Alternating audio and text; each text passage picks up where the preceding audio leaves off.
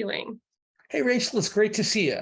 Same to you. Yeah, Super I really like excited. these in-between conversations, and we can keep the discussion going in between the webinars. Definitely. Me too. Very excited to get to some of our questions that we didn't have answered in the program this month. Hey, excellent. I know there were a lot of them, and I know we're not going to get through all of them today, but you tell me where you want to start, and I'll do my best to keep up. Perfect. So, as many of our viewers know, our program this month centered around Speaker of the House Nancy Pelosi's visit to Taiwan, which caused a harsh reaction from Chinese officials. So, our first audience member asked, the US is not speaking with one voice. Why would Pelosi push this agenda now that we're effectively at war with Russia? Okay. Well, from Nancy Pelosi, it's important to remember, has been a hawk on China for her entire political career. She was elected to the House of Representatives in the 1980s, and not too long after that, she traveled to China in the immediate aftermath of the Tiananmen Square massacre and issued a public protest there. So this is nothing new to her. It's at the core of her political biography.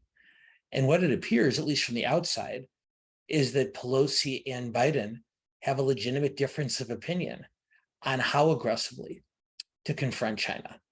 There was some thought during her visit that Biden was all right with the trip and that he just raised the military's concerns as a way of sending a message to China that we weren't entering a more confrontational phase.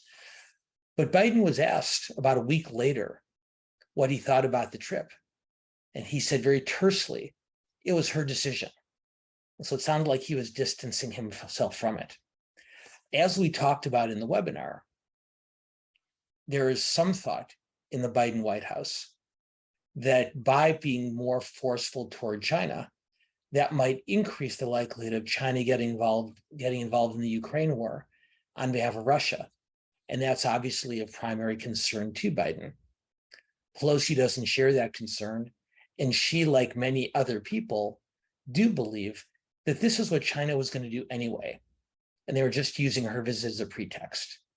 She believes that they were looking to begin to ramp up the pressure on Taiwan. And whether she had traveled there or not, it's something they would have done, but they just simply used it as an excuse. But the bottom line is Biden and Pelosi, while allies on most things, may just simply have an honest disagreement on this one. Thank you, Dan. So our next question actually has to do with the Russia-China relationship. So Russia and China have grown increasingly close over recent months, and Pelosi's visit to Taiwan seems to have intensified China's support of the war in Ukraine. Will China at some point be forced to either fully support or condemn Russia's position, and what might be the breaking point for such a move? Okay, so just to push back a little bit against the premise of the question that our audience member asked, is at least at this point, there really isn't any evidence that China has increased its involvement on Russia's behalf in the Ukraine war. If anything, just the opposite. There was great concern at the outset that China would weigh in very, very heavily. But while rhetorically, they've been mouthing the Russia line about Ukraine's relationship with the West, they really haven't taken any major substantive steps to weigh in on Russia's behalf. And as Russia begins to face a pretty critical shortage of weaponry, China's help would be of great use to them. So as we talked about a moment ago, Biden and his Secretary of State, Anthony Blinken, believe that by keeping the relationship with China, the relationship between China and the US on relatively good terms, that continues to keep them mainly, if not completely, sidelined in the Russia-Ukraine conflict. So, but at least to date, and this may change in the aftermath of Pelosi's visit and increasing tensions over Taiwan, but at least to date, we're not seeing China weighing in as forcefully on Russia's behalf as we had thought might happen last winter. And our last question actually also has to do with China's role and potential military involvement. So the audience member asked, Pentagon officials have in the past warned that the US would lose in a conflict with China. What do you think?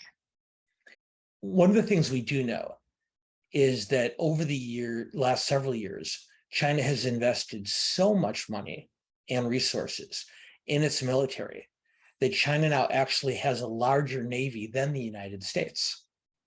Now, Biden, from the time he began running for president, of all the contrasts he drew with Donald Trump, the most visceral one that he drew on international policy was Biden's belief in the importance of the US acting multilaterally, whether in terms of diplomacy, economically, or in terms of security issues, as opposed to a Trump approach, which tended to be more one-on-one with foreign allies and adversaries.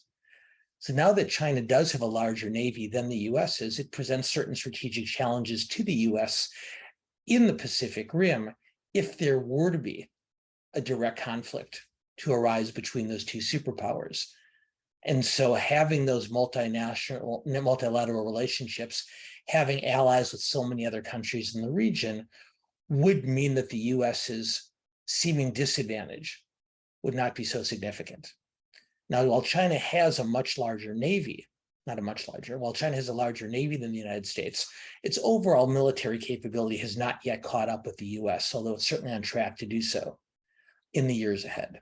The other thing to remember is, unlike Russia, which has been testing military upgrades before Ukraine, in Syria, in Georgia, in many other places around Europe and the Middle East, the Chinese military, despite its demonstrations last weekend, the Chinese military has not been engaged in a war since 1979.